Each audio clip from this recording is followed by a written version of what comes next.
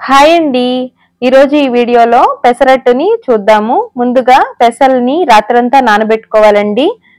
ఇలా నానబెట్టుకున్న పెసల్ని శుభ్రంగా కడిగి మిక్సీ జార్లోకి వేసుకుని కారానికి తగినట్లుగా అల్లం, పచ్చిమిర్చి, 1 స్పూను జీలకర్ర, రుచికి తగినంత సాల్ట్, కొద్దిగా వాటర్ వేసుకుంటూ పిండిని ఈ విధంగా మిక్సీ చేసుకున్న తర్వాత మంచి కలర్లో రావడం కోసం 1/2 స్పూన్ పసుపును వేసుకుని మరొకసారి మిక్సీ చేసుకుని ఒక బౌల్లోకి తీసుకోవాలి. ఇప్పుడు తగినంత వాటర్ని వేసుకుని పిండిని ఈ విధంగా కలుపుకున్న తర్వాత స్టవ్ మీద పెనం పెట్టుకుని పెనం బాగా వేడైన తర్వాత కొద్దిగా ఆయిల్ వేసి ఉల్లిపాయతోటి ఈ విధంగా రుద్దినట్లయితే ఎటువంటి పెనమైనా దోశ బాగా వస్తుందండి.